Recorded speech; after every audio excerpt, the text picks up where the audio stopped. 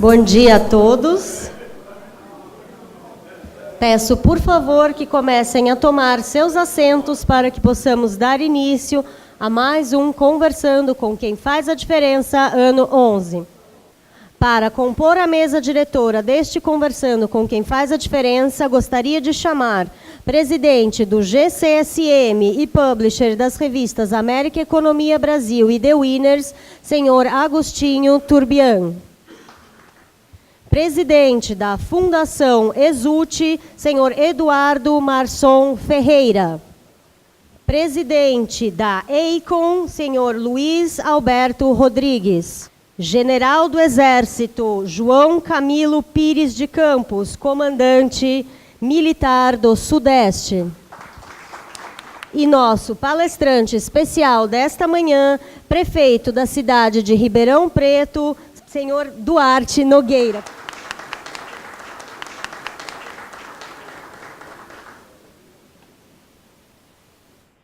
Peço a todos que fiquem em pé para que juntos cantemos o hino nacional.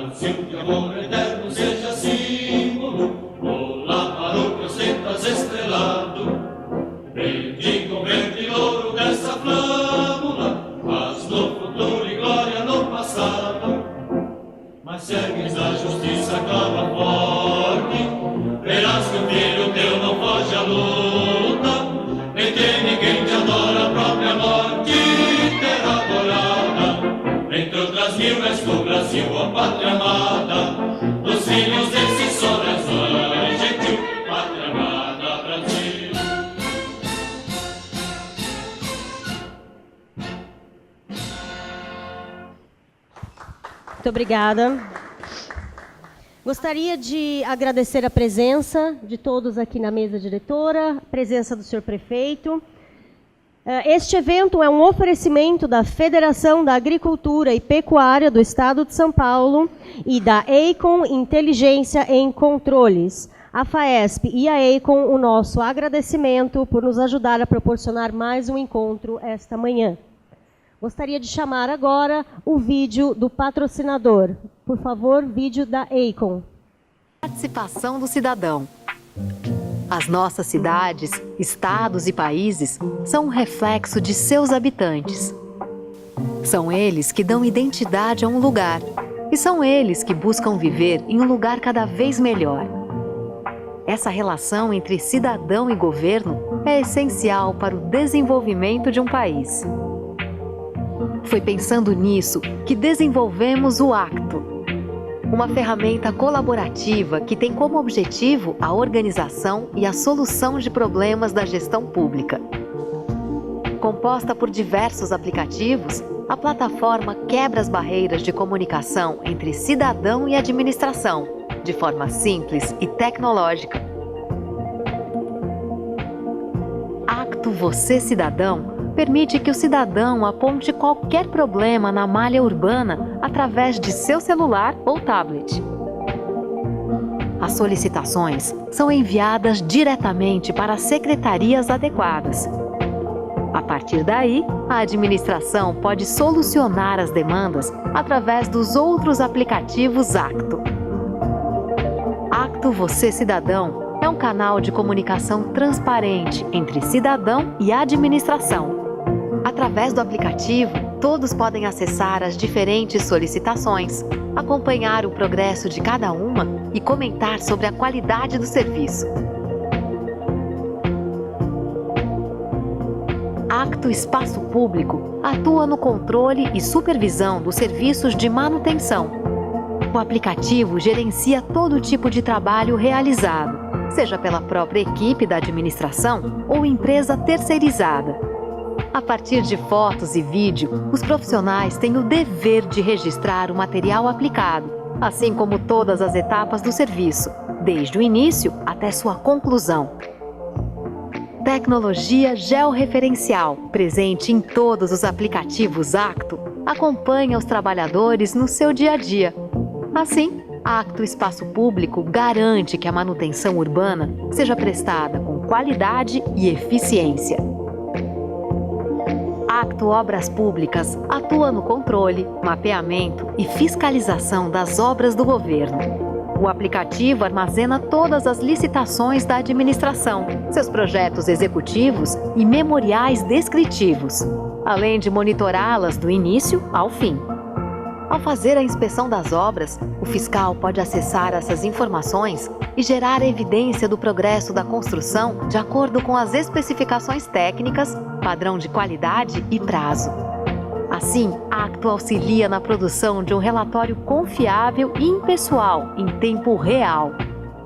Somente a partir daí é que a administração pode efetuar pagamentos de maneira correta e regular. Acto Fiscalização é uma ferramenta de apoio aos agentes fiscais, que se adapta de acordo com as necessidades de qualquer exercício público de fiscalização. A inteligência Acto organiza a agenda do fiscal e os acompanha em suas visitas.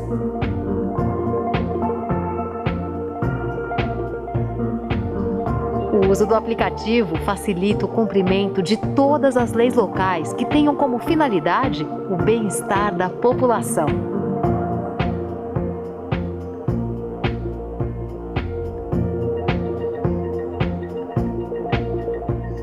Acto Zona Azul permite que o cidadão possa localizar e pagar por vagas de estacionamento através de seu telefone celular. O aplicativo permite que a administração possa monitorar as vagas em tempo real e acessar informações de procura e demanda. Acto Zona Azul ainda acompanha o fiscal na rua. Ele relata irregularidades, notifica e aplica multas, seja em relação aos carros estacionados ou problemas associados ao trânsito. Instituto Gestão de Obras e Habite-se atua na fiscalização de obras privadas. Através do portal online, é possível solicitar o alvará e outras permissões, seja para construção, reforma ou demolição. Seguindo um formulário dinâmico, os documentos necessários são anexados e enviados à administração pública. As solicitações são organizadas e encaminhadas a agentes fiscais, que se certificam que cada construção respeita as normas de segurança e urbanismo. A comodidade oferecida pelo Acto promove uma comunicação mais ágil e eficiente, eliminando irregularidades e facilitando o acompanhamento do agente fiscal até a emissão do habite-se. A prestação eficiente de serviços, com transparência e economia de recursos, tem sido um dos maiores desafios da gestão pública. O Acto torna possível registrar solicitações, classificá-las e distribuí-las aos responsáveis. E, a partir daí, acompanhar todas as etapas, fluxos e prazos até sua total realização.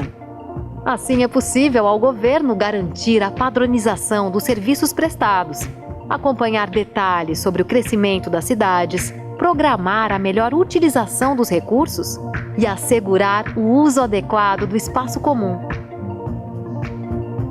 Acreditamos no poder de transformação de uma sociedade colaborativa. A tecnologia Acto é o caminho para que todos possamos cumprir um papel em melhorar a qualidade de nossas cidades. Afinal, seja administrador ou agente fiscal, somos cidadãos em primeiro lugar. Acto é o futuro da administração pública, promovendo uma gestão transparente e colaborativa na ponta dos dedos.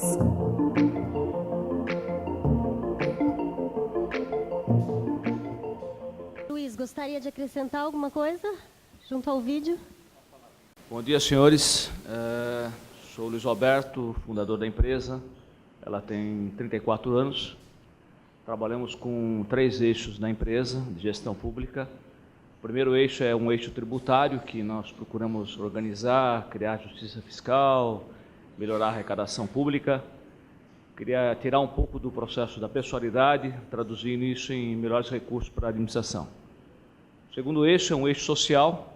Sou uma empresa voltada na parte de gestão, saúde, educação, benefícios, para que os resultados da máquina pública sejam mais eficientes para a população. E o terceiro eixo é esse eixo que nós mostramos agora, de organização da máquina pública, dar transparência, organização, otimizar. Acreditamos que planejar, controlar e responsabilizar é o novo modelo hoje de gestão pública. E só modernização com alta inteligência e auditoria pode conseguir isso. Nós estamos sempre buscando melhorias. É uma empresa que está com 700 funcionários, focado em trazer novos caminhos na área pública. Obrigado a todos pela participação. É o que eu tinha que falar. Agradeço a todos.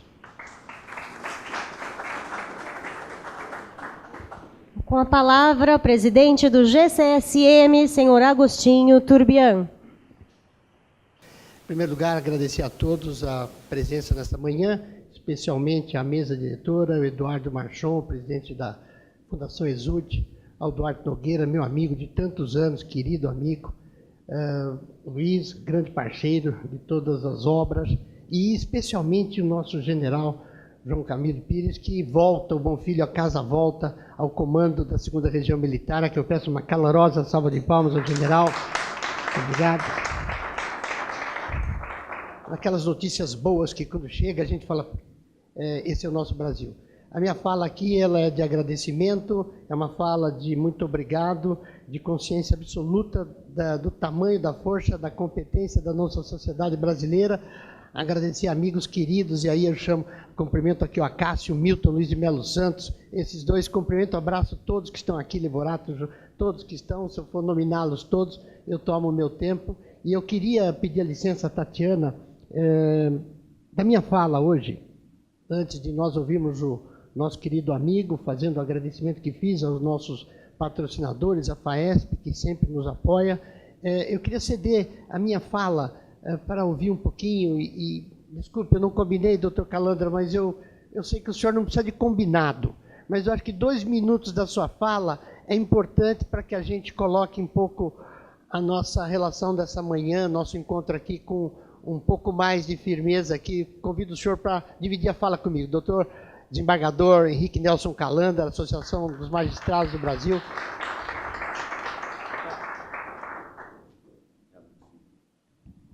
Obrigado a todos, bom dia. Num dia de terremoto político, um auditório como esse estaria vazio. Mas o Brasil, General Campos, General Pires, João Camilo Pires, é feito por nós, brasileiros. Cada estrela que o senhor carrega no seu ombro, ela contém lágrimas, dores e grandes lutas de cada brasileiro que essas estrelas plantadas no seu ombro, fixadas no céu do Brasil, significam para cada um de nós. É uma grande honra tê-lo de volta a São Paulo. São Paulo de tantas tradições, de tantas lutas. Prefeito Nogueira, que nós chamamos de Nogueirinha, assim informalmente, que conhecemos desde os primórdios da sua vida, na cidade de Ribeirão Preto, em outros locais e no Brasil, amigo de todas as horas da magistratura brasileira, sempre com a mão estendida para cada um de nós. Agostinho Turbian, nosso engenheiro dos sistemas da empresa que nos apoia, Marcelo, Eduardo, cada um que está aqui, Milton. Um país onde garantias básicas são violadas é um país que pode viver terremotos políticos como esse que nós estamos vivendo.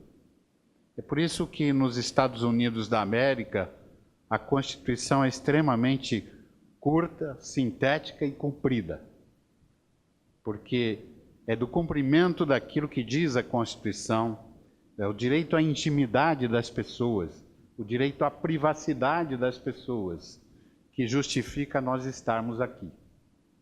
Nós só somos um país porque escrevemos uma carta, uma Constituição cidadã, que cada um assinou embaixo, dizendo que nós teríamos direito à privacidade e intimidade.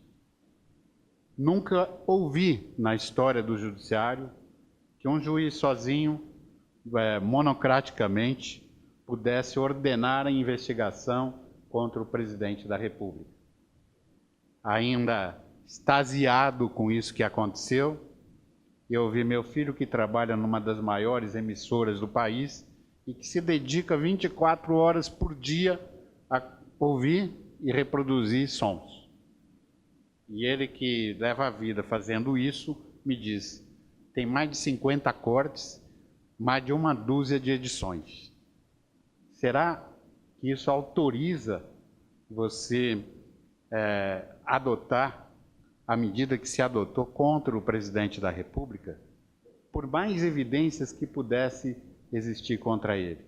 Gravações clandestinas, entrar num hospital, gravar um homem que está sendo medicado, cheio de soro e sonda para todo lado, e dizer que isso é prova judicial, violação clara à intimidade. Nós não podemos fazer como na União Soviética, e é por isso que caiu aquela cortina de ferro, porque atrás dela não existia liberdade, não existia privacidade. Uma suspeita, um vizinho, alguém apontava alguém e a pessoa era imediatamente ou fuzilada, na melhor das hipóteses, levada para a Sibéria. Um escritor que escreveu um trabalho poético foi internado, obrigado a tomar banho gelado na Sibéria, até o dia que ele dissesse que eu sou comunista, eu concordo com tudo que o Estado soviético diz. Nós estamos, meus amigos, na beira de um abismo institucional. Não digo fazer vista grossa, não digo não processar, não digo não julgar. Eu tenho vergonha hoje da entidade nacional dos advogados, onde vai um advogado pelo presidente da República, que é filiado à Ordem dos Advogados do Brasil, talvez um dos mais antigos vivos, como o Ives, como eu e tantos outros, não é? E pede, não decido nada, me dê o direito de falar, dê o direito da minha defesa. Não, se faz uma votação numa entidade que não é democrática, porque não elege diretamente aqueles que vão representar os estados, e se delibera propor um processo de impedimento contra o presidente da República. Eu queria deixar aqui a minha indignação, porque dediquei a minha vida a julgar pessoas. 500 mil de pessoas eu ouvi no primeiro grau. Mais de 40 mil julgados eu dei no segundo grau. Mas sempre obedecendo às regras da Constituição e das leis do meu país. Posso ter errado, mas no meu coração não havia o desejo de procurar um culpado. No meu coração havia um desejo de procurar a verdade. E para procurar a verdade, os fins não justificam os meios. Não pode alguém entrar aqui com uma caneta e dizer, olha, o Calandra falou contra o regime. E amanhã chega A, B, C, D e vão me arrastar para uma prisão porque eu disse algo que não convinha a alguém. A classe política brasileira, Nogueira, vem errando há muito tempo em condutas no plano ético. Mas todos esses erros, elas não nascem na classe política, elas nascem na classe empresarial. Porque empresários, muitas vezes, que não seguem aquilo que aqueles que estão aqui. Eu estou vendo o Capaz aqui, um exemplo de ética para mim. Eu estou vendo o Acácio, um exemplo de ética para mim, e outros que aqui estão do mesmo modo. Eu não posso conceber que um empresário resolva urdir e aplicar o maior golpe financeiro da história do planeta, não contra A, não contra B, não contra C, contra um país.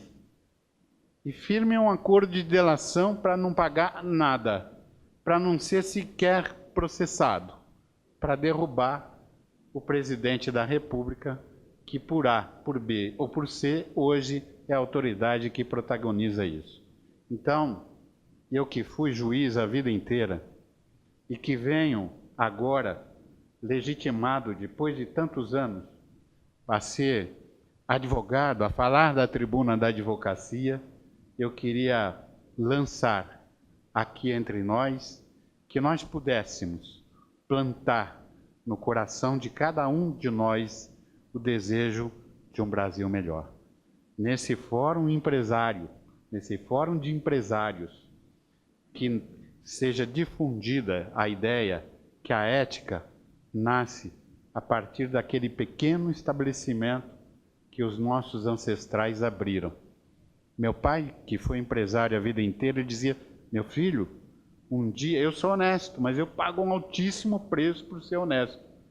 Você vai ver, meu filho, às vezes, na porta das fábricas no futuro vai ter um anúncio, um placar maior do que esse aí, e vai estar escrito assim, procura-se um patrão, e ninguém vai aceitar o emprego.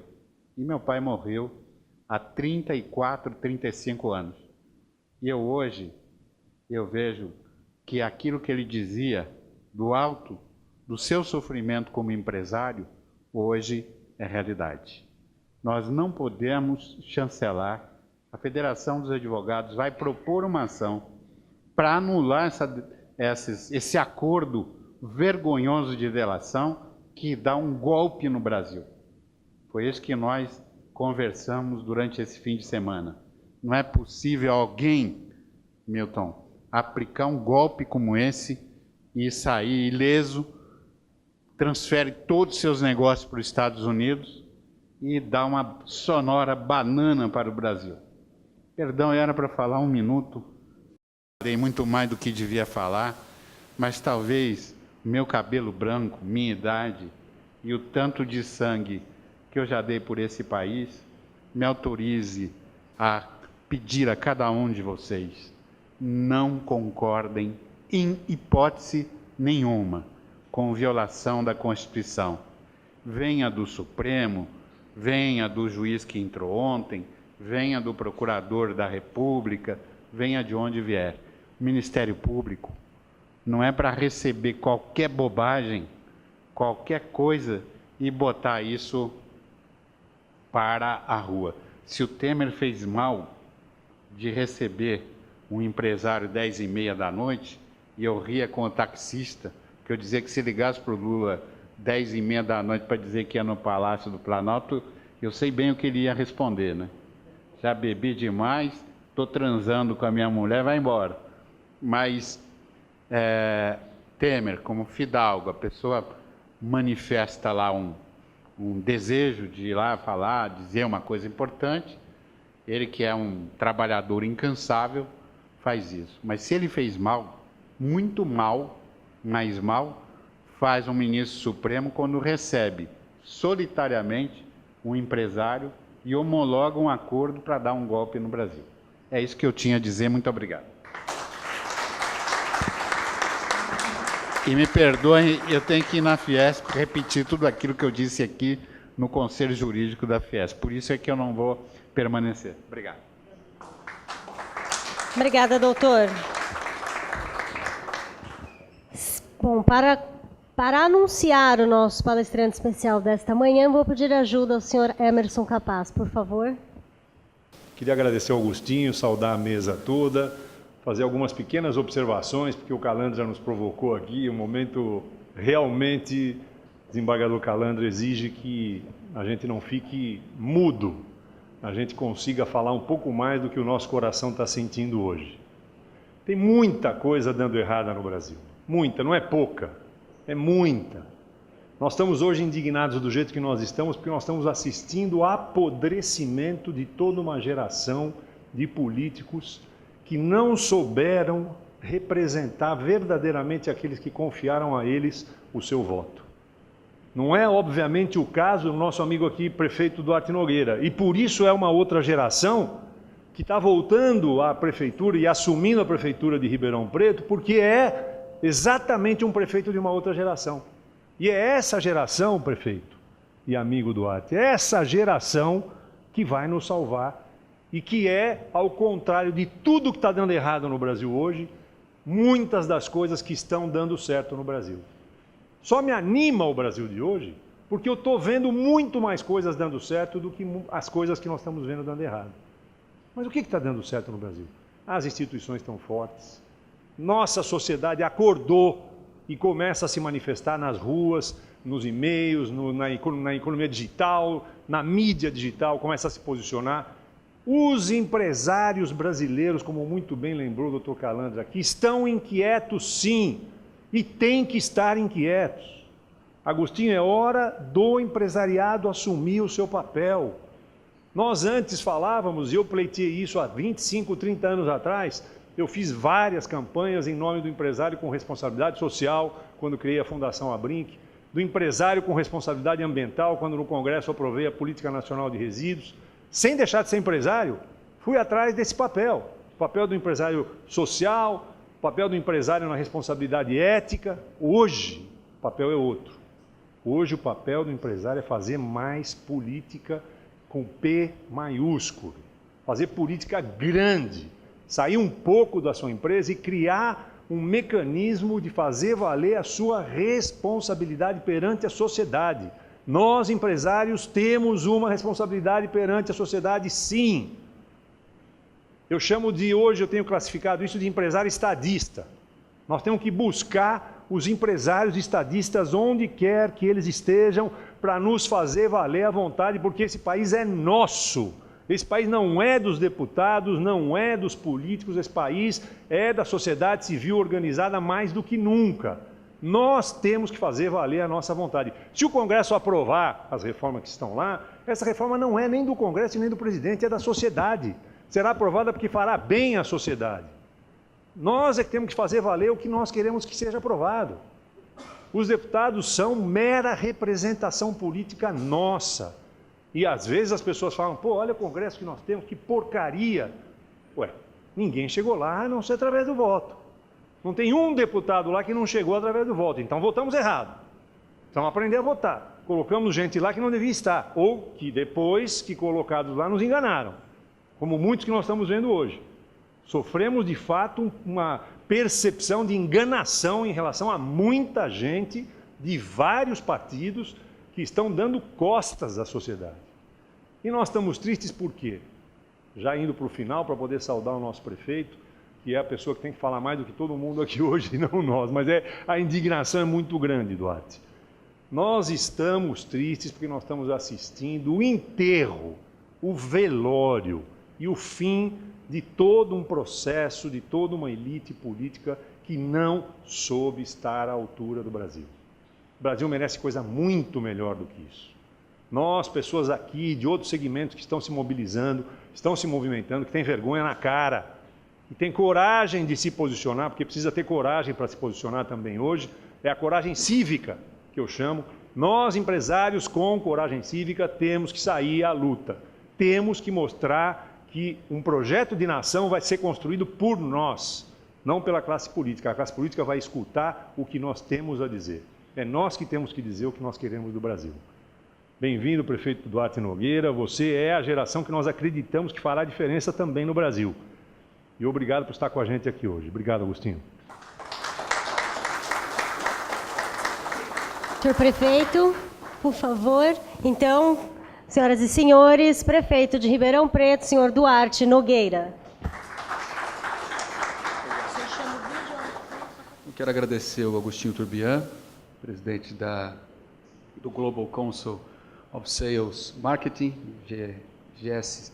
GCSM, cumprimentar o general Campos, general do Comando Militar do Sudeste, e também dizer da honra de poder ter o senhor ao lado aqui na nossa mesa, o Luiz Alberto, da EICOM, e o Eduardo, da Exut, e todas as pessoas aqui já nominadas. Agradecer o Emerson Capaz pela saudação.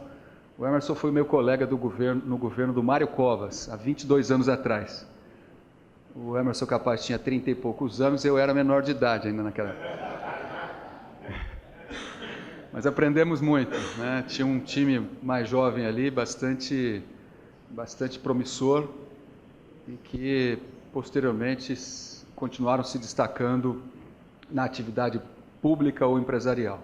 Agradecer ao Dr. Calandra pela lúcida reflexão que fez aqui nesse momento difícil que o país vive, e agradecer a presença de todos vocês por essa oportunidade. Antes de fazer a minha apresentação, vou passar um vídeo de 2 minutos e 26 segundos da minha cidade, que fala de uma maneira bem resumida o que é Ribeirão Preto, quais são os seus potenciais e os desafios que a gente tem pela frente. Por favor, o vídeo de Ribeirão.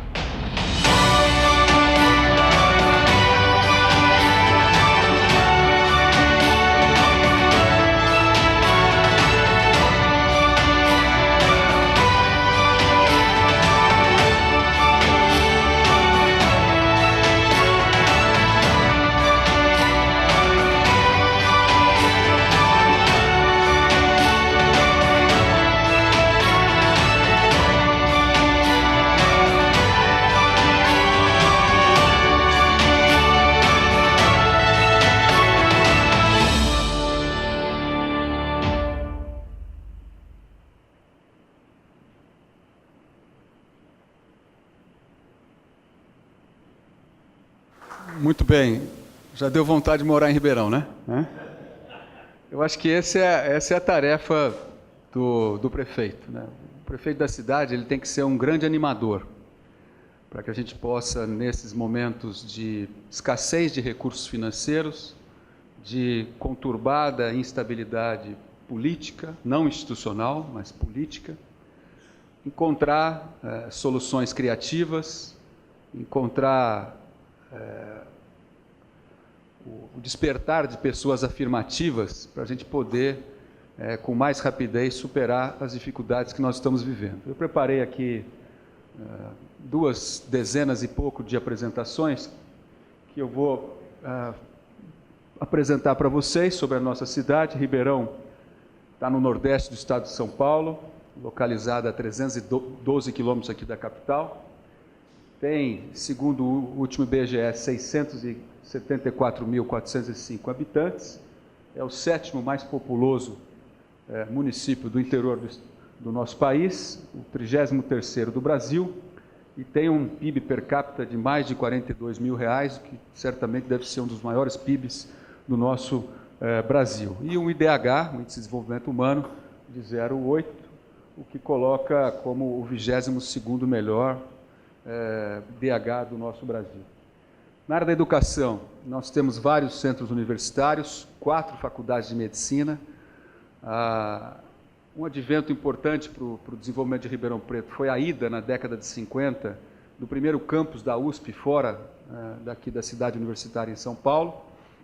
E isso acabou mobilizando essa vida acadêmica e o preparo de muitos profissionais, sobretudo na área da saúde, medicina, depois odonto, e recentemente a cidade, no campus da USP, tem muitos cursos, só faltamos ter o curso de engenharia, e que nós vamos, sem dúvida alguma, ainda no nosso mandato, deixá-lo em condições de ser instalado. Fizemos isso quando fui deputado estadual com o curso de Direito, Educação Física, Fonoaudiologia, Terapia Ocupacional, Música, entre outros. Ribeirão é excelência na área de saúde, né, não só pelo número de profissionais, 3,32 médicos para cada 1.000 habitantes, mas nós temos 17 hospitais, 49 unidades de saúde, e o Hospital das Clínicas é um dos maiores da América Latina. Na semana passada, o governador Alckmin permitiu a contratação de 192 profissionais e a reposição de 137 outros deles do campus do nosso HC para a implantação agora, nas próximas semanas, do HC Criança. Ou seja, a gente passa a ter ali 240 leitos especializados para o atendimento apenas das crianças, além de 72 consultórios que vão oferecer 72 especialidades para atender 350 crianças e adolescentes por dia. A nossa rede Luci Montoro foi totalmente reformulada. Na área do agronegócio, do qual a cidade tem um dos seus selos, que é a Capital Nacional do Agronegócio, Ribeirão Preto está entre os principais polos sucroenergéticos do país, a produção de açúcar e de etanol, e em fevereiro último o município foi responsável por mais da metade das importações da região administrativa de Ribeirão Preto, o que coloca ela como uma cidade comercial muito importante, e as exportações ficaram na ordem de 9,7%. Ribeirão, segundo o IPC da semana passada, é a 4ª cidade maior consumidora do estado de São Paulo. Primeiro a capital, segundo é Guarulhos, terceira é Campinas, 4ª é Ribeirão Preto, na frente de São Bernardo, Santo André, Osasco e São José dos Campos, que são cidades mais populosas que Ribeirão, pela força comercial e econômica que a cidade possui. Fechamos a AgriShow nesse ano, com um crescimento de 13% em relação ao ano passado. Ano passado, o faturamento na venda e na renovação do nosso parque de máquinas do setor do agronegócio foi da ordem de 1,950 bilhões. Esse ano, a venda foi de 2.204 bilhões de reais, ou seja, 13% no meio dessa diversidade, da retomada da economia, o que nos sinaliza de que o agronegócio brasileiro, que esse ano colheu uma safra recorde, vai sinalizar uma nova safra recorde para o ano que vem, desde que as condições climáticas e o preparo de safra assim permita. E o ano que vem nós vamos fazer a AgriShow do Jubileu de Prata, né, que é a 25ª AgriShow, já com uma nova modelagem com os institutos de pesquisa, para a gente não ficar amarrado só naqueles meses de preparação, de realização e de desmonte da feira, mas que a gente possa ter esse uso desse equipamento AgriShow por mais meses do ano para desfrute da região e do nosso país. Temos uma bela infraestrutura rodoviária. Ribeirão Preto está no nordeste do estado e por ali passa o eixo da rodovia Anguera, ligando o norte e o sul, a capital, com os nossos estados da região sul, além dos entroncamentos que nos ligam à rodovia Antônio Machado Santana, a rodovia, o anel viário que leva o nome do meu pai, prefeito Antônio Duarte Nogueira, a Brama Sede, que nos liga de Cajuru até a divisa com o Paraná, né? E agora, para esse ano, nós já estamos trabalhando com o governo federal, Secretaria Nacional de Aviação Civil da ESP, para que nós possamos melhorar a infraestrutura do nosso aeroporto, que já tem o selo de aeroporto internacional, mas precisa de receber uma melhoria de infraestrutura para operar aviões com escala, né? Está ali um especialista, que é o Eduardo, e para isso nós vamos fazer um investimento de 80 milhões no aeroporto, que virá de recursos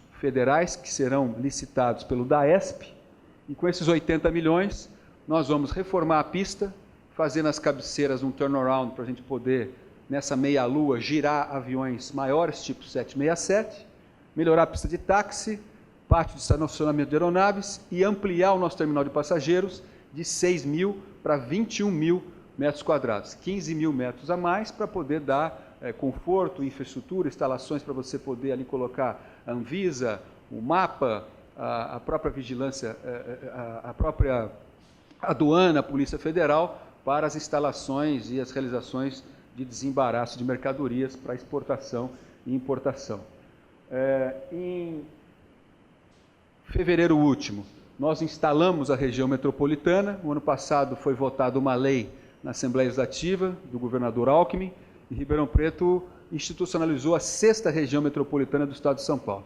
A nossa primeira região metropolitana é a região de Santos, depois Campinas, São Paulo, Vale do Paraíba e Litoral Norte, e depois Sorocaba. E agora a 6ª região, a caçulinha, instalada é de Ribeirão Preto, com 34 municípios, 1,6 milhão de habitantes, 2,8% do PIB do nosso estado, e a 18ª mais populosa e a 17ª com o maior PIB do nosso país, conforme já havíamos aqui colocado. Estamos concluindo as obras do Distrito Empresarial. Eu recebi a cidade de Ribeirão Preto numa situação, e a conhecimento das senhoras e dos senhores, uma situação muito difícil, do ponto de vista econômico, do ponto de vista administrativo, do ponto de vista policial, inclusive. A ex-prefeita da minha cidade voltou a ser presa na última sexta-feira. Ela perdeu o habeas corpus que tinha no Superior Tribunal de Justiça por crimes de corrupção que superaram mais de 200 milhões de reais. Né? Ela, alguns secretários e outras pessoas envolvidas. O ex-presidente da Câmara também está preso desde o ano passado. Então nós tivemos que, enfim, trocar a roda do carro, com esse carro andando em situações muito ruins. Eu fiz a transição desde a vitória no segundo turno até a virada do final de dezembro para janeiro, com uma equipe da Universidade de São Paulo, da FEA, né, da Faculdade de Economia e Administração, que me ajudaram, professor Marcos Fava Neves, professor André Lucirton Costa, professor Alberto Borges Matias, a ex-reitora da USP, a professora Sueli Vilela, o doutor Sandro Scarpellini, presidente da Sociedade Brasileira de Traumatologia e presidente da FAEPA. Inclusive, esses dois últimos são meus secretários. A ex-reitora da USP é minha secretária de Educação, e o professor Dr. Santos Carpellini, meu secretário de Saúde, né? E continuo tendo o apoio à retaguarda desses representantes da Universidade de São Paulo, da FEA, como conselheiros do nosso governo e pessoas que têm nos ajudado a opinar. E o balanço final foi que nós recebemos uma cidade com 2,2 bilhões de reais de dívidas, de longo prazo, dívida fundada, dívida flutuante, dívidas não escritas, dívidas que surgiram depois, até porque era de desconhecimento da sociedade, e que a gente foi fazendo esse levantamento, e esse acervo nos colocou um desafio gigantesco, até do ponto de vista orçamentário, com um déficit projetado para esse ano de 350 milhões de reais, para um orçamento de administração direta de 2,2, ou seja, a gente deve um orçamento inteiro, né? Eu me lembro que quando a gente assumiu o governo com Mário Covas, o ano de 1994, o governo do Estado executou um orçamento deficitário de 20%. O Covas entrou com aquela equipe em 95, Nakano, Companhia Limitada, e trouxe o déficit para 3%. Fechamos em vermelho em 95, 3%. E de lá para cá, a partir de 96, São Paulo nunca mais gastou mais do que arrecadou. Fruto, obviamente, de um Estado em relação aos demais estados brasileiros. Se você for pegar estados vizinhos, né, como Minas Gerais, Rio de Janeiro, o mesmo Rio Grande do Sul e outros estados, estão numa situação de praticamente falidos de insolvência, tendo que se livrar de ativos para poder pagar salários, para poder pagar a polícia, etc., etc. Então, é fundamental que nós hajamos com responsabilidade fiscal, começando nas nossas cidades, sobretudo. E vamos entregar o distrito empresarial agora no aniversário da cidade, é 19 de junho, são 48 novos lotes que vão de 3 mil metros até 40 mil metros quadrados para poder receber ou ampliar as empresas da nossa cidade. Começamos agora no mês de abril, um empreendimento habitacional que está sendo feito pela construtora Pacaembu, Conjunto Vida Nova, 6.991 unidades habitacionais, demos início à primeira etapa, são 2.240 unidades habitacionais, e no decorrer desta obra, desse empreendimento, além das quase 7 mil unidades habitacionais, nós vamos gerar 8 mil empregos, 2 diretos e 6 mil empregos indiretos nessas quase 7 mil unidades habitacionais. Tivemos a inauguração da FATEC em Ribeirão Preto no ano retrasado, já temos um primeiro curso de Ciência da Computação, que se somou agora com o segundo curso, que inicia agora em agosto, no segundo semestre. Temos a ETEC lá, que já formou 30 mil alunos, que está sendo reformada, e a escola profissionalizante do próprio município, feita em parceria com o Senai, que recebe anualmente 800 alunos para formação de mão de obra tecnificada. Temos um parque tecnológico, que é o Supera, que já tem umas 50 startups já funcionando. Hoje à tarde, às 15 horas, no Palácio dos Bandeirantes, nós vamos assinar um decreto com o governador Geraldo Alckmin, mais a doutora Nízia, que é presidente da Fundação Fiocruz, mais o secretário de Ciência e Tecnologia e o município de Ribeirão Preto, e vamos instalar a primeira planta da Fiocruz do estado de São Paulo na nossa cidade. A Fiocruz está presente em 20 estados brasileiros, mas ainda não estava presente com nenhuma planta em São Paulo. E a primeira vai ser em Ribeirão Preto, um investimento inicial de 18 milhões de reais, que serão feitos pelo Fundo de Ciência e Tecnologia do Estado de São Paulo, de um total de mais de 50 milhões de reais dessa planta. E a Fiocruz e uma empresa alemã vão fazer ali, numa primeira etapa, realizadores de diagnóstico point of care, né? Ponto de cuidado, para diagnosticar situações febris em menos de 1 hora, para saber se é Zika vírus, chikungunya, febre amarela, dengue. Imagina a melhoria terapêutica e o tanto de vidas que vão ser poupadas com esse tipo de dispositivo de diagnóstico que vai ficar à disposição de todo o nosso país.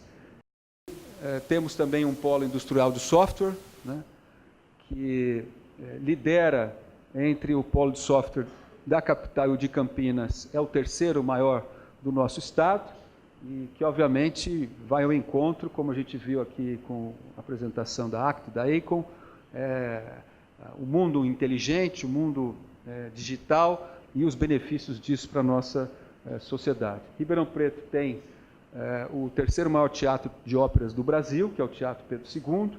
Temos uma orquestra sinfônica. O teatro foi feito na década de 30 pelos Barões do Café, assim como o Palácio do Rio Branco, que é a Prefeitura Municipal, que os senhores podem ter visto aí durante o filme, que agora no dia 26 de maio completa 100 anos de idade.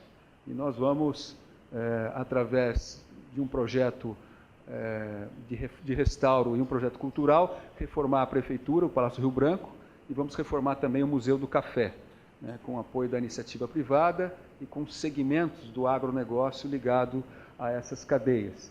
E a nossa Orquestra Sinfônica tem 96 anos de idade, e ela daqui a 4 anos faz o seu também centenário, e é uma das orquestras sinfônicas mais importantes do nosso país.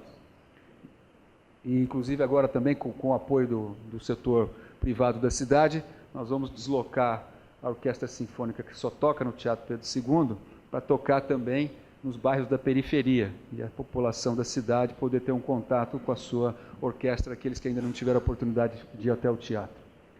Ribeirão tem uma forte rede hoteleira, com 11.138 leitos, bastante diversificado. Não é só a Grishow e o Pinguim, a gente tem muito bons hotéis, uma nova rede hoteleira que está se expandindo, né, na cidade, pela relevância desse ponto de comércio e de negócios que a cidade cada vez realiza. Temos também um ginásio esportivo que é da Prefeitura, chamada Cava do Bosque, o Elba de Pádua Lima, que é a nossa sede das modalidades de treinamento, tanto para atletas amadores quanto para atletas de alto desempenho. Nós estamos fazendo com o Lipe Fonteles, campeão de vôlei olímpico da seleção brasileira, que foi agora campeão da Turquia, né, de vôlei, um time de alto desempenho em Ribeirão Preto, do qual o Lipe vai ser o coordenador. O meu secretário de esportes é o Ricardo Aguiar, que é campeão brasileiro internacional de karatê e é o técnico da seleção brasileira de karatê.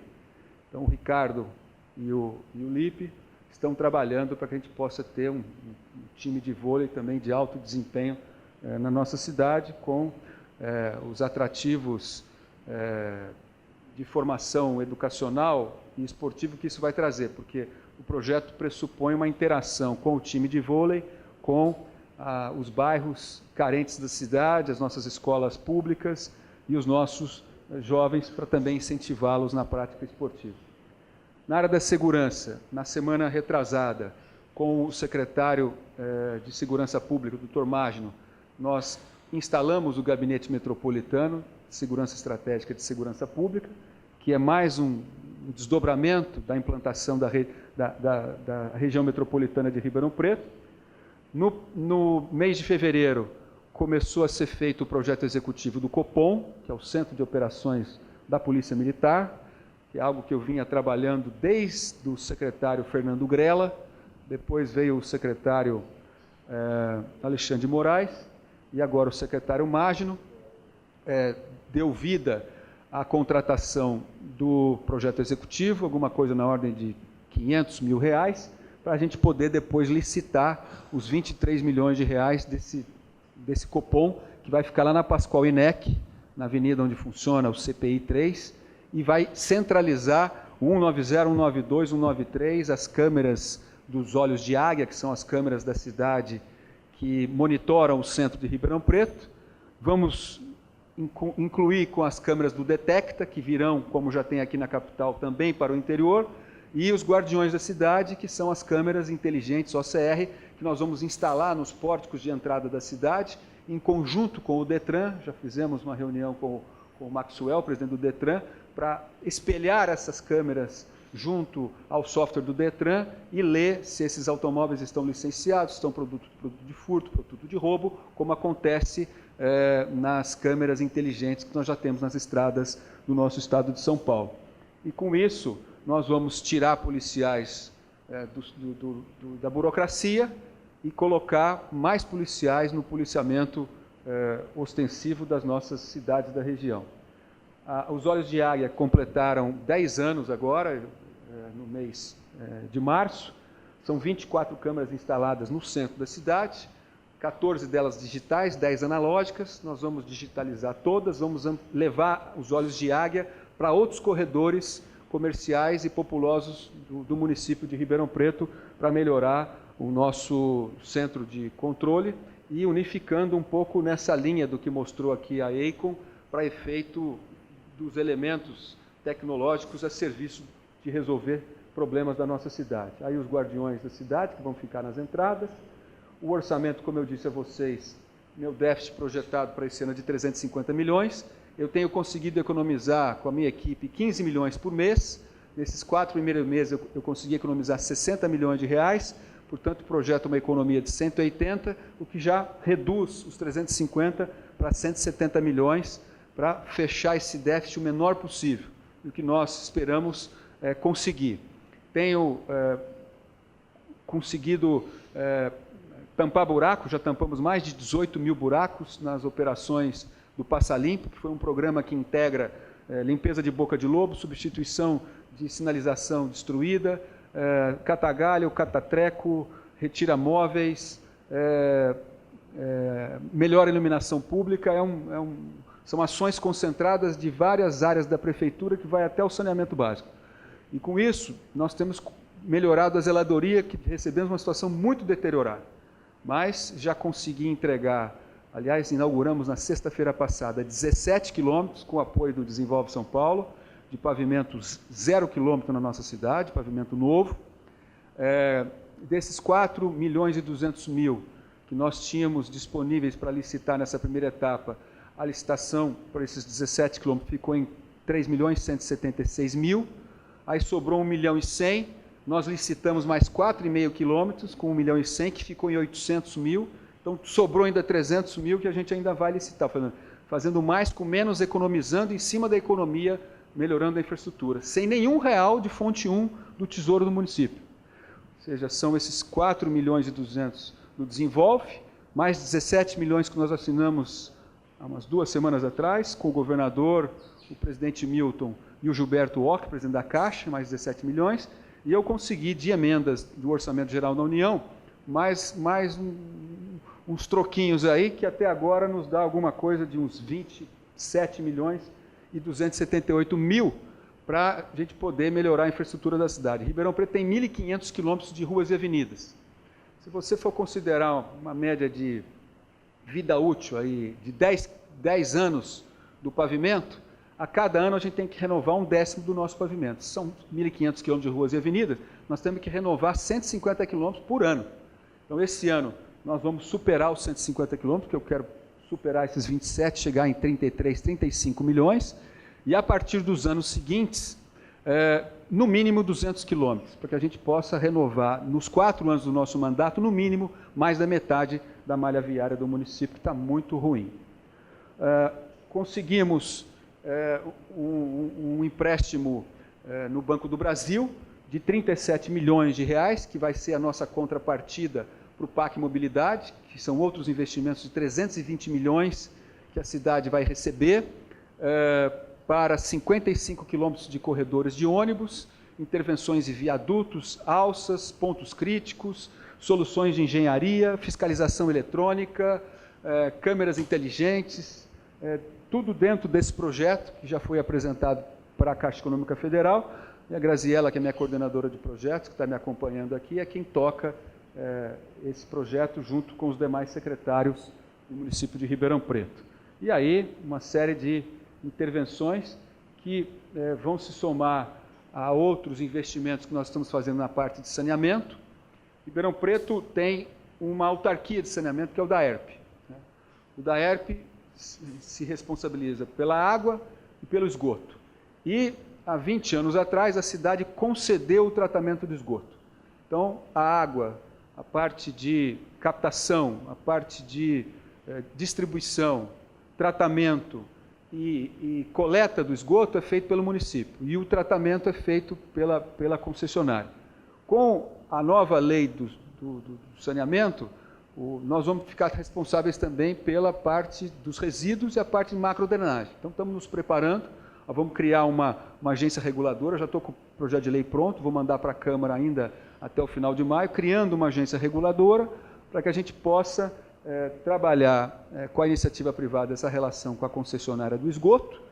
Vamos também conceder o Parque Permanente de Exposições da cidade, que hoje é de propriedade do município, que fica encaixado na cabeceira sul do Aeroporto Internacional Leite Lopes. Vamos fazer a PPP da iluminação pública. Ribeirão tem 77 mil pontos de luz que serão concedidos para a iniciativa privada num projeto de 20 anos para a substituição dessas lâmpadas dentro da potência proporcional dela do que hoje temos de mercúrio, sódio ou lâmpadas incandescentes, e com isso permitir que com os recursos da contribuição de iluminação pública, nós, sem onerarmos em nada o contribuinte, passemos para a iniciativa privada fazer a gestão e a manutenção e a ampliação dos pontos de luz que a cidade precisa, encontrando uma solução mais adequada e mais sustentável aí para a nossa cidade. Nós apresentamos um plano de metas, conforme as orientações das Nações Unidas dos programas de cidades sustentáveis, até o dia 31 de março, apresentamos o nosso plano de metas. Ele tem 4 eixos de ação, na parte de governança, desenvolvimento social, desenvolvimento econômico e o planejamento e desenvolvimento territorial, e ele tem 55 metas e 110 ações e mais de 130 objetivos de desenvolvimento sustentáveis, conforme o que se discute na linha das cidades sustentáveis que estão seguindo esse ordenamento da ONU. Estamos discutindo, nesse momento, a reformulação do plano diretor. Nosso plano diretor está muito defasado, ele é de 1995, e as gestões que me antecederam não conseguiram promover a sua discussão. Nós montamos um calendário logo que chegamos na Prefeitura, já fizemos uma reunião com o Sinduscom, já fizemos 3 reuniões com a Câmara Municipal para dar familiaridade para os vereadores, para que a sociedade nas audiências públicas discutam, e vamos votar o plano diretor, dando segurança jurídica para o desenvolvimento do planejamento e do crescimento da cidade até o final desse ano. E no primeiro semestre de 2018, nós vamos votar o plano de uso e ocupação, que era de 2012, mas por uma controvérsia legal, ele foi tornado sem efeito, por vício de iniciativa, e está em vigor de 2007. Então, o nosso plano diretor tem 20 anos, e o nosso plano de uso e ocupação do solo tem 10 anos. Então, tudo isso vai ser atualizado até o primeiro semestre do ano que vem. Estamos implantando com o governo do estado um AME na cidade. Ribeirão Preto não tinha um ambulatório médico de especialidades, estava previsto 3, um AME idoso, um AME da mulher e um AME de especialidades. Nós estamos correndo para viabilizar o imóvel e fazer as reformas necessárias para não esperar o governo do estado ter que construir o AME, E nós esperamos com o governador Alckmin inaugurar esse AME de Ribeirão Preto, a exemplo do que tem de 2 em Barretos, Barretos tem 2 AMEs, e Franca também tem, Renata? Tem, então nós vamos fazer um AME lá em Ribeirão para poder fazer atendimento de 600 consultas de especialidades por dia, para desafogar parte desse problema do nosso sistema de saúde. A PPP do lixo, vamos fazer também, estamos preparando a parte de informações do edital. O governo anterior tentou fazer a PPP do lixo em Ribeirão Preto, mas não conseguiu, por uma série de dificuldades, até eles não conseguiram passar no Tribunal de Contas. A lei de concessões de 2004, ela estabelece que as PPPs devem consumir no máximo 5% da receita corrente líquida, e a engenharia que foi montada lá não era sustentável, e nós vamos fazer com que ela fique sustentável e possamos aprovar a PPP do lixo na nossa cidade. Concedeu o Parque Permanente de Exposições, uma área nobilíssima na região do aeroporto de Ribeirão Preto, a exemplo do que foi feito aqui com o Centro de Exposições Imigrantes, que foi objeto de uma concessão internacional, que foi vitorioso um grupo francês, que ali está construindo hotéis, ampliou, acho que quase que duplicou já a parte de área de cobertura das exposições, tem feito exposições ali, é ali que nós queremos fazer isso em Ribeirão Preto. Ou seja, fazer do Parque Permanente de Exposições um centro de exposições permanente para várias atividades do lado do aeroporto, entre o Trevão, que encaixa as principais rodovias que servem o país e a cidade, e a nossa estação ferroviária. Então, todos os modais encaixados, um próximo do outro, facilitando a logística futura da nossa cidade e da iniciativa privada. Nós entregamos já 256 apartamentos, o Minha Casa Minha Vida, no mês de março. Estamos agora com essas 2.440 casas sendo construídas pela Pacaembu, daquelas 6.991, mas temos uma meta de 15 mil residências do nosso governo. Através da Coab de Ribeirão Preto, que nós já apresentamos 5 novos projetos, né, de conjuntos habitacionais. Existem outros da iniciativa privada que também estão sendo apresentados, e nós temos certeza de que durante o nosso período de governo, esses 4 anos, nós vamos entregar para a cidade mais de 15 mil unidades habitacionais, casas e apartamentos, e também vamos fazer muita revitalização de áreas de subhabitação. Ribeirão Preto, até um bom tempo atrás, tinha pouquíssimas favelas. Hoje a gente tem uma população de favela muito grande, né? Houve uma negligência na parte de oferta de municípios de habitação de interesse social na cidade. A gente ofereceu muitos condomínios fechados, muitos apartamentos de luxo, mas a população que não tinha acesso ao financiamento de baixa renda, essa não foi, portanto, atendida e será atendida agora no nosso governo para equilibrar essas distâncias sociais que a cidade tem. Estamos preparando para sair da prefeitura, sair do Palácio do Rio Branco, é um prédio com estilo francês, que faz 100 anos agora em maio, como falei para os senhores. Tem um porão, que tem o primeiro pavimento e o segundo.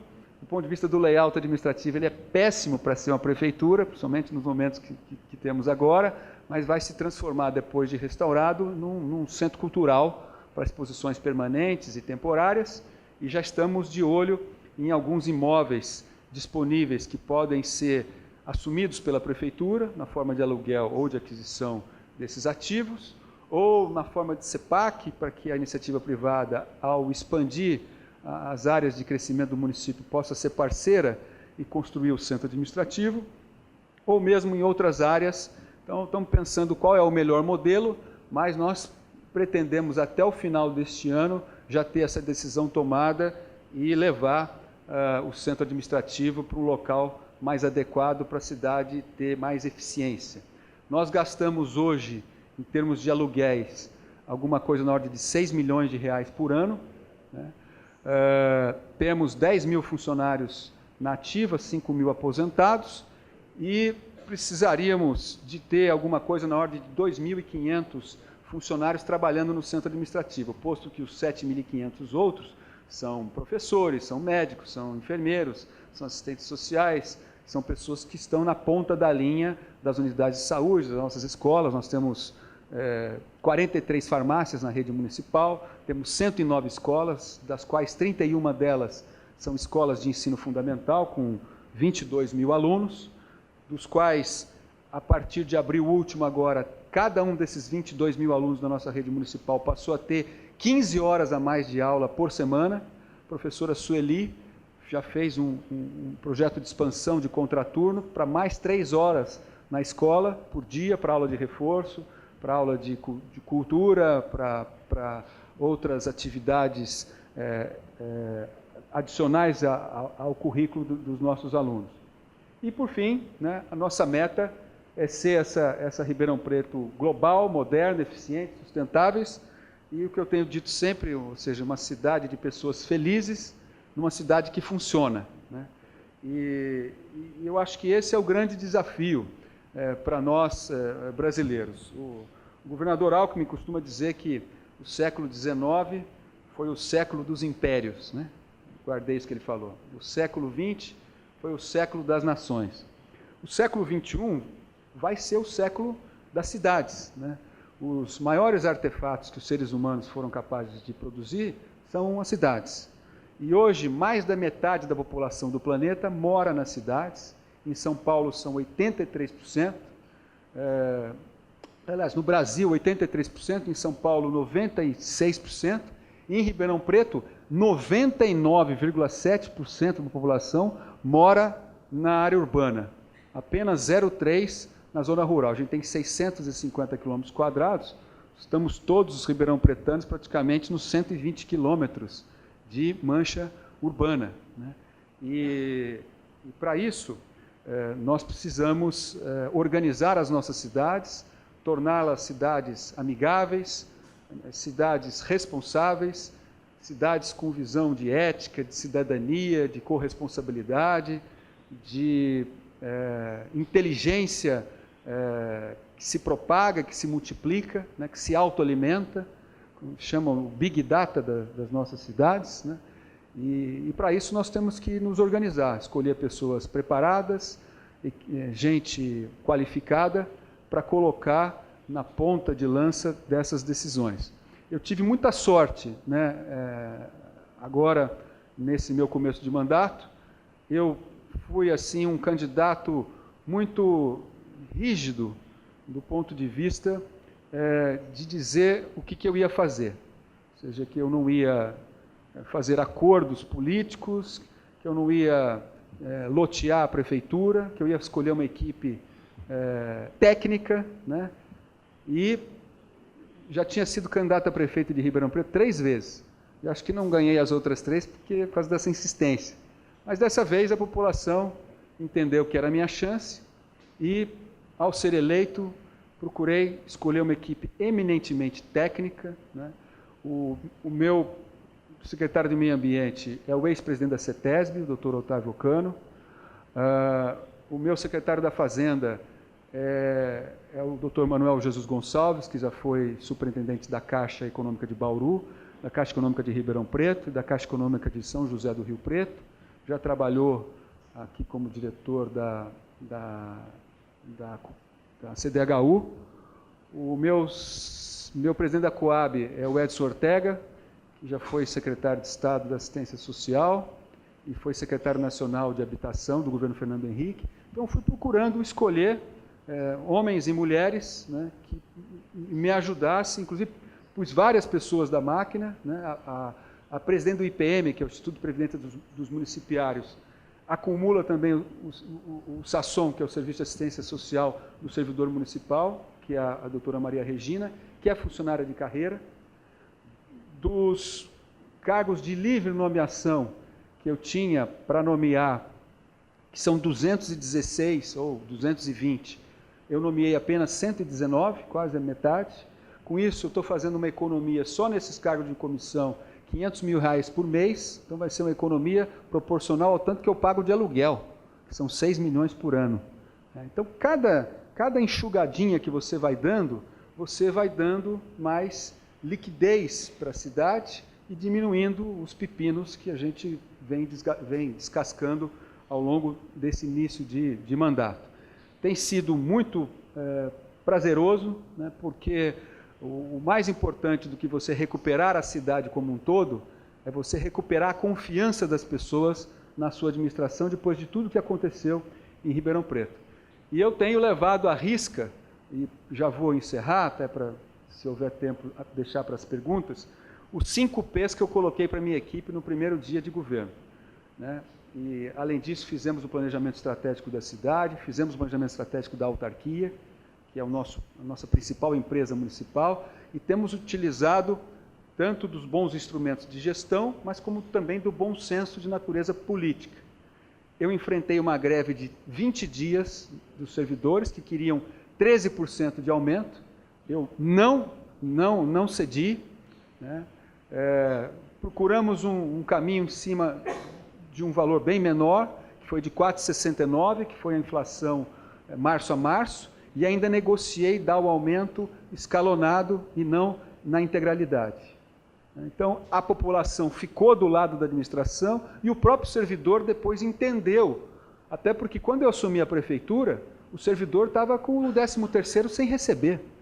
Eu paguei o 13º, os encargos do 13º, paguei os encargos da folha de dezembro e ainda paguei janeiro e os encargos de janeiro, 2,5 folhas no mês de janeiro, consumindo toda a arrecadação de IPTU e IPVA que entra mais fartamente no começo do ano. E enxugando para poder cumprir com os acordos.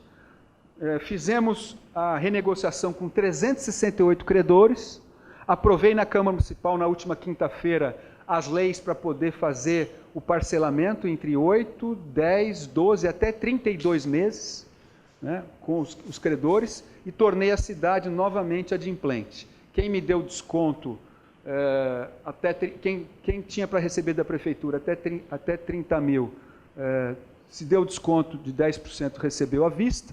Quem tinha até 100 mil, que deu desconto de 15%, recebeu à vista. E quem tinha para receber até 1 milhão e deu 25% de desconto, também recebeu à vista. E os demais, nós estamos agora rolando dentro de um fluxo de caixa que vai permitir a gente não atrasar nenhum deles, e a cidade voltou a ter liquidez e competitividade nas nossas licitações dos pregões eletrônicos que a gente tem feito. Então, tem solução sim, né? Desde que haja fiscalização da população, da sociedade, e uma atenção por parte da imprensa. O Emerson lembrou bem aqui a importância do empresariado. Ribeirão Preto é um empresariado que se desperta agora cada vez mais a se interessar pelas atividades da política da cidade, coisa que ficou relegado e ficou abandonado, e a cidade acabou sofrendo as consequências dessa falta de presença da sociedade civil organizada nos seus destinos, e acho que com isso a gente tem dado aí bons elementos de modelos que podem dar certo, ou que estão dando certo, em uma cidade que é uma das principais capitais brasileiras. Ribeirão Preto é maior do que muitos municípios do Brasil, né? Em termos de população, em termos de dinâmica econômica. Então, quero agradecer aí pela oportunidade, mais uma vez pelo público diferenciado de poder falar um pouco aqui do meu município. É muito empolgante para mim. Estou muito feliz como prefeito de Ribeirão Preto. Acho que é a melhor atividade que ao longo de 22 anos de vida pública que eu me encontrei, né? Porque a cidade da gente, como dizia o Alcântara Machado, tem o paixão da gleba circunscrita, né? Não há nada mais emocionante, mais vibrante do que a cidade onde a gente nasceu, onde a gente mora, né? Mas, sem dúvida alguma, como eu disse na minha fala, grande parte dos problemas brasileiros estão dentro das cidades do Brasil. Se a gente começar, no nosso caso, cumprir com a nossa obrigação e melhorar os problemas da nossa cidade, a gente também vai estar ajudando a melhorar os problemas do nosso país. Muito obrigado.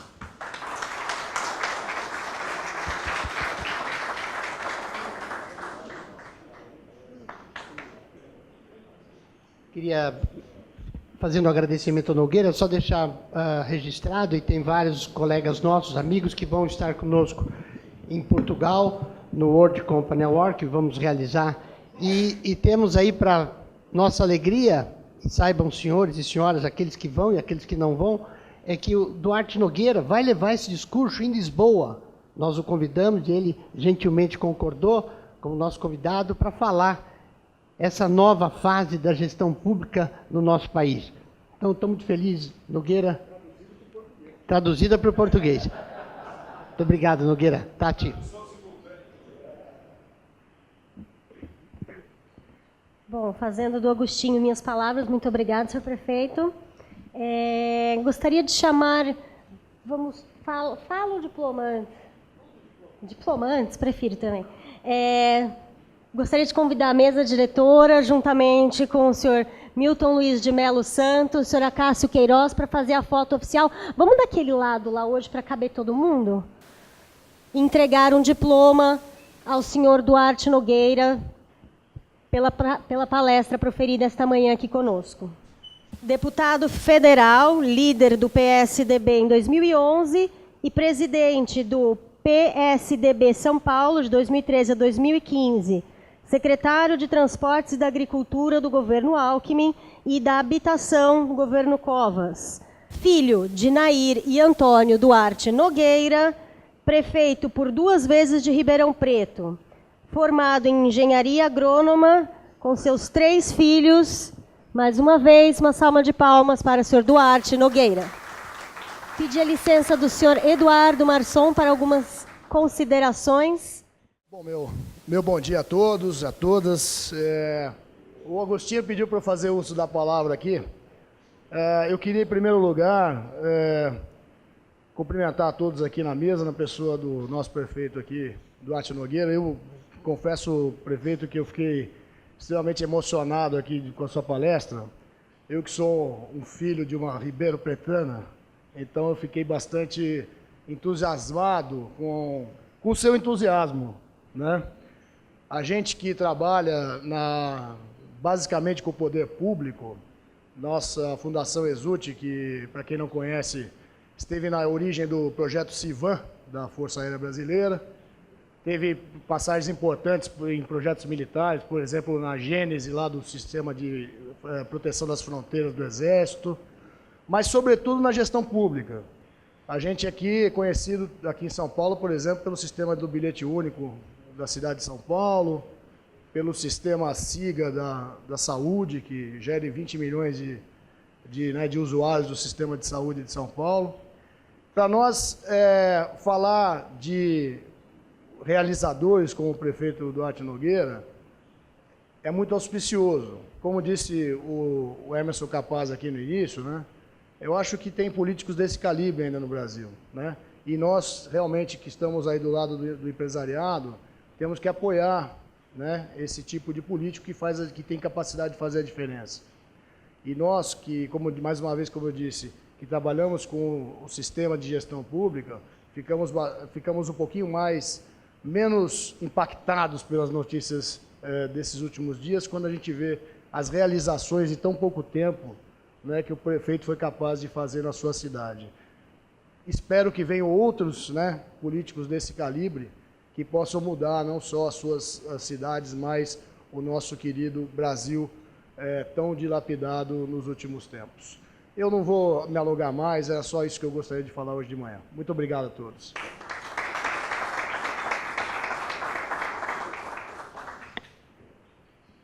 Obrigada, senhor Eduardo. Senhor Eduardo Marçom, que foi capa da The Winners 19. Para aqueles que ainda não têm a sua, adquiram ali na sala de coffee break, juntamente com a assinatura da revista América Economia para aqueles que ainda não são assinantes. Antes de chamar para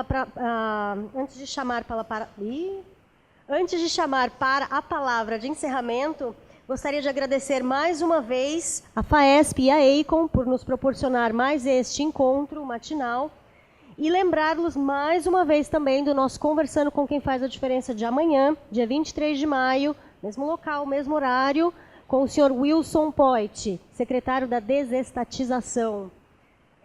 Convido agora, então, para a palavra de encerramento, antes de abrirmos para perguntas e respostas. Não vamos ter... Ok. Convido então para a palavra de encerramento, General do Exército João Camilo Pires de Campos, Comandante Militar do Sudeste.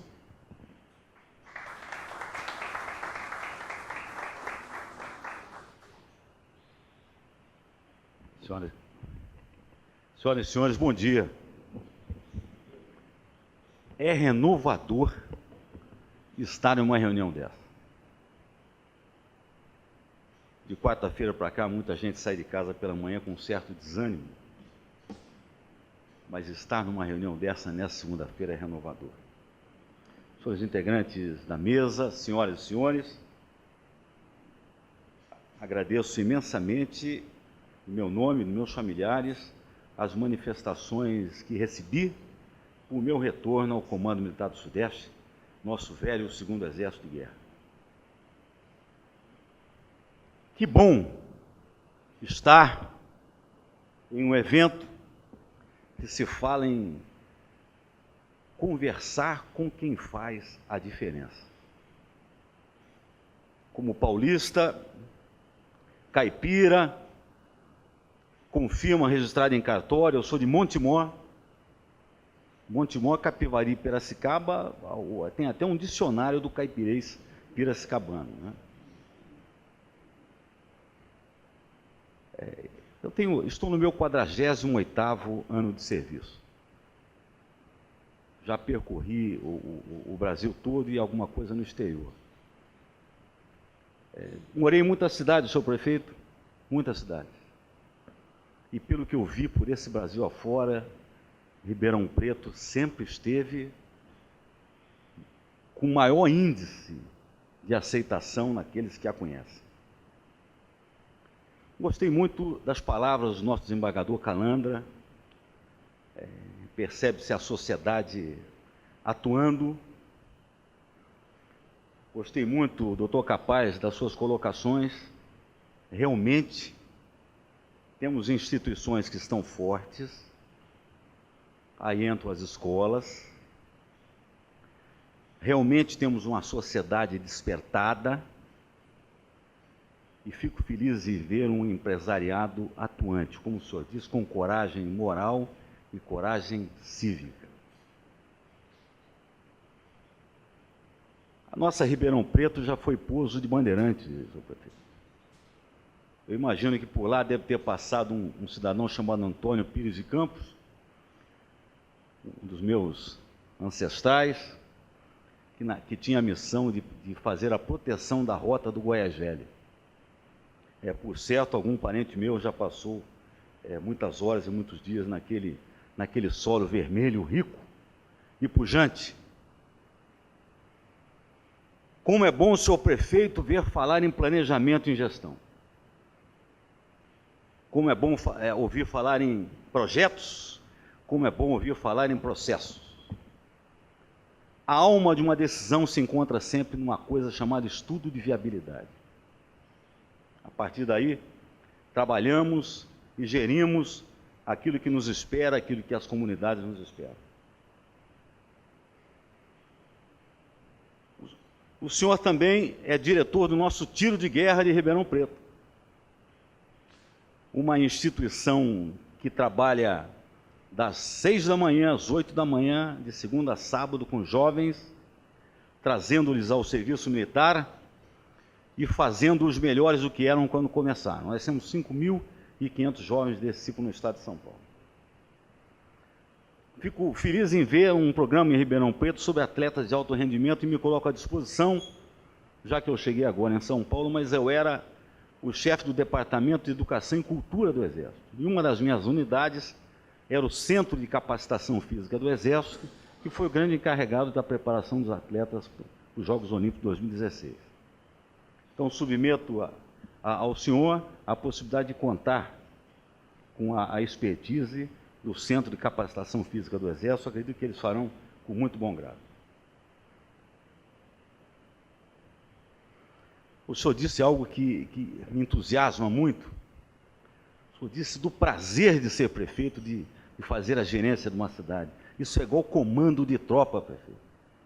O oficial tem que gostar de comandar, com todos os problemas e todas as dificuldades que possam ocorrer.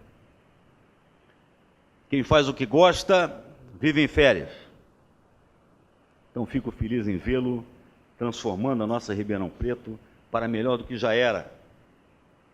Estimados amigos, todos aqui falaram na situação política atual, falaram em terremoto. Eu não tenho dúvida que vivemos um período e uma situação extremamente delicada. Eu morei no Equador por 2 anos, era professor no Equador. Vivi 2 terremotos lá. Do limão à limonada.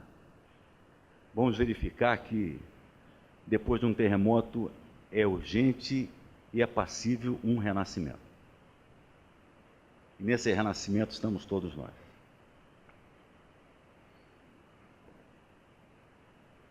E nesse todos nós ressaltamos os paulistas. Não foi fácil construir o Estado de São Paulo. Não foi fácil construir essa São Paulo de Piratininga.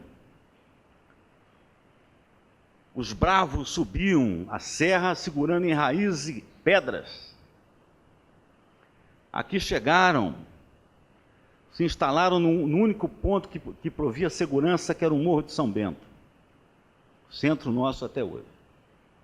Fomos muito pobres. Lutamos, aqui não tinha aquilo que esperavam que fosse fácil. Conseguimos na agricultura a nossa primeira luz. Fomos exportadores de trigo, pasmem. Isso está muito bem caracterizado nos 2 livros de Roberto Pompeu de Toledo, A Cidade do Silêncio e A Cidade da Solidão. Quando a mão de obra fica precária, por motivos econômicos, partimos para o interior abençoados por esse grande rio que, por incrível que pareça, nasce na beira do mar, praticamente no alto, e corre para dentro. Os paulistas fizeram São Paulo rico. Com o término do ciclo do ouro, empobrecemos novamente, voltamos à agricultura e vamos prosseguindo entre altos e baixos e vamos fazer a São Paulo que é hoje. Sofremos a Revolução de 24, sofremos a Revolução de 32 e com tudo isso somos o que somos.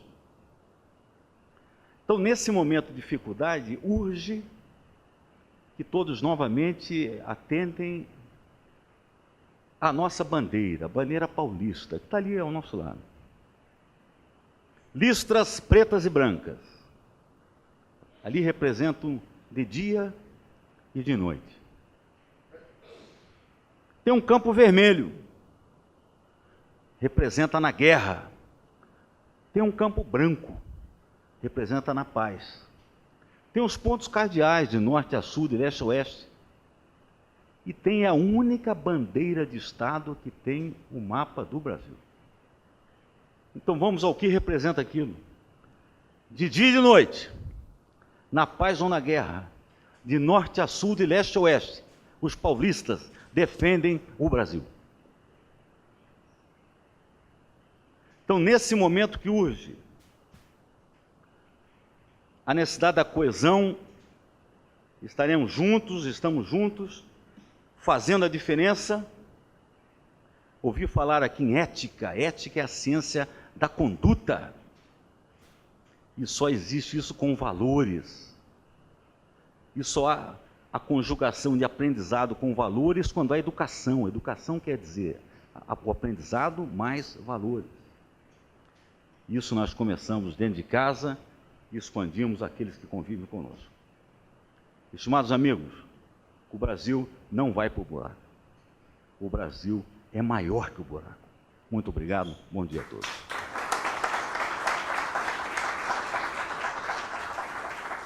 Muito obrigada, obrigado pela presença de todos. E para aqueles que puderem, vejo-os amanhã. Até logo. Bom dia.